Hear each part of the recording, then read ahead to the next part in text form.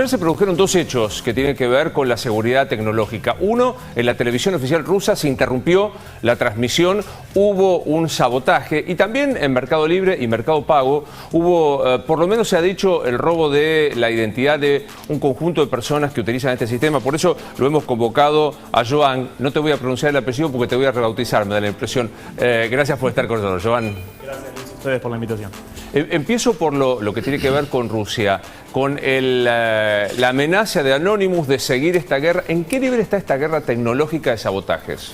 Me parece que más que ciberguerra tenemos que hablar de una guerra híbrida, ¿no? Una guerra que tiene componentes convencionales de armas de fuego, de tanques, de aviones, de lamentables fallecimientos civiles y muchos heridos, y un componente de la dimensión virtual, un componente vinculado a noticias falsas, a hackeos masivos como el que estamos conversando o como el que sucedió el día de hoy en la televisión rusa. Entonces, una guerra híbrida que no es la primera vez que sucede, que ya cuando Rusia invadió Crimea en 2014 ya empezó a establecerse el término, y que da mucho que hablar y mucho que consensuar respecto al rol geopolítico que hoy en día y el mapa geopolítico, porque hoy en día Ucrania, con un ejército menor en cuanto a tamaño, quizás puede derribar muchas estructuras de Rusia con básicamente esta colaboración internacional de organizaciones y de muchos individuos también que empiezan a derribar y a poner en jaque también esta asimetría, ¿no? Porque me parece que esta guerra lo que hace es empezar a poner en jaque la asimetría que hoy en día tenemos. Yo digo, entre las noticias que se leen sobre lo que se ocurre en Rusia, se ve que Rusia podría descolgarse de Internet global y crear una propia red, obviamente manejada por el Estado. ¿Esto tiene algún asidero? Me parece que es algo medio utópico eso hoy en día en el orden internacional de cómo hoy en día se concibe Internet.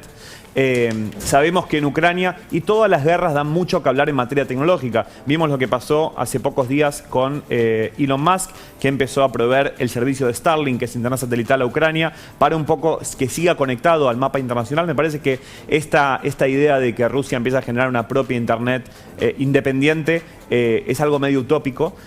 Creo que hoy en día tenemos que reconcebir y reconsiderar también estas alternativas, porque hoy en día el juego demuestra un poco... Hoy en día lo estamos viendo hoy en día con lo que pasa con Anonymous, con lo que pasa con la proliferación de noticias falsas, de fake news. Lo estamos viendo también con hasta el rol de las criptomonedas en la guerra, que empiezan a servir para poder recaudar fondos para el gobierno ucraniano, que ya recaudaron más de 30 millones de dólares usando criptomonedas.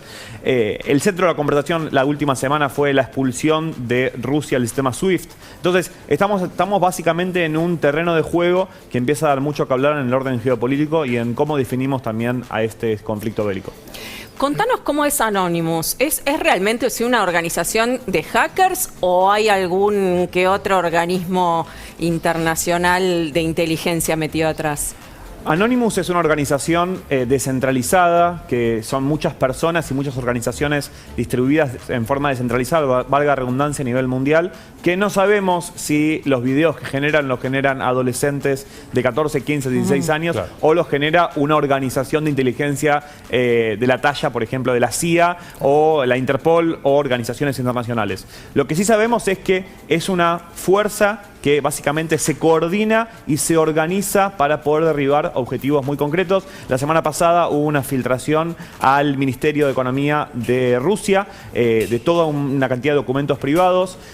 Básicamente es la respuesta del mundo tecnológico a estos paradigmas que de alguna forma están quebrados y a esta fuerza. Para mí es muy importante aclarar el tema de que se empieza a reevaluar la asimetría, ¿no? Hoy en día Ucrania, con una cantidad de armamentos y de fuerza quizás física menor en términos comparativos, gracias a la ayuda internacional y gracias a la colaboración de un montón de personas alrededor del mundo, puede derribar a Rusia. Entonces, muchas veces se habla de ciberguerra, pero yo por eso me gusta el término de guerra híbrida, porque es lo que estamos hoy en día viviendo, que también trasladado a otros entornos de nuestra vida, pero hoy en día estamos transitando una dimensión híbrida, una guerra híbrida, que suceden estas cosas. Johan, ¿cuánto daño se puede hacer con este tipo de técnicas, de armas cibernéticas?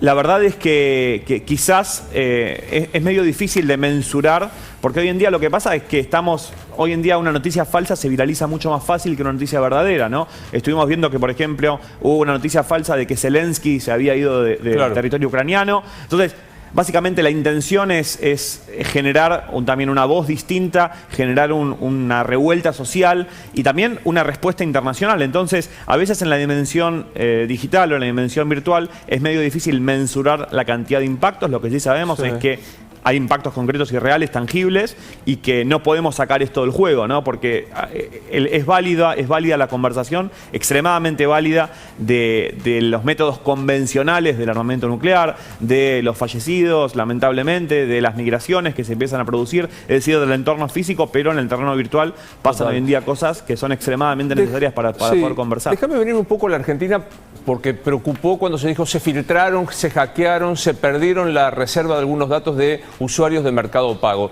Primero, ¿se sabe qué tipo de daño o qué cosa sucedió? Recién hace muy pocas horas Mercado Libre anunció que se produjo esta filtración, entonces no hay mucha información oficial al respecto. Lo que y pasó hace pocas semanas con otras compañías del entorno de las finanzas también, una tarjeta de débito muy popular también en los adolescentes, también se produjeron este tipo de filtraciones. No sabemos qué se terminó filtrando. Lo que sí sabemos es esto que esto básicamente convalida lo que estábamos conversando, ¿no? Que tenemos que conversar acerca de lo que puede producir estos ataques y estos movimientos en el entorno virtual, porque muchas veces es muy valiosa, ¿no? La información que hoy en día ahí está. Claro. Ahora digo, ¿cómo me doy cuenta si me pasó? Te doy un ejemplo concreto. Uno de nuestros compañeros productores fue a utilizar el sistema Mercado Pago, quiso escanear el QR como hace siempre y le salió un error inusual. Esto puede ser un síntoma que te pasó. ¿Qué te pueden robar? ¿Los datos o el dinero en todo caso si lo tenés?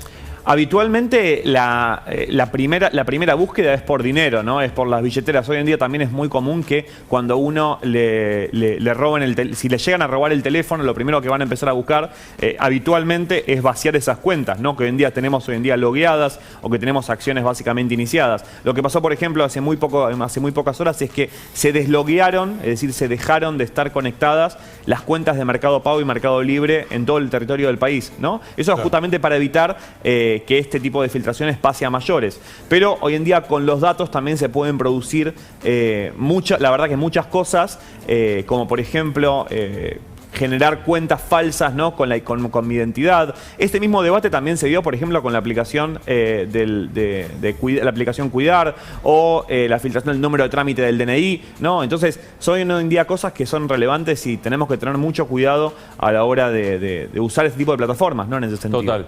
Joan, gracias por estar con nosotros. Gracias a ustedes. Muchísimas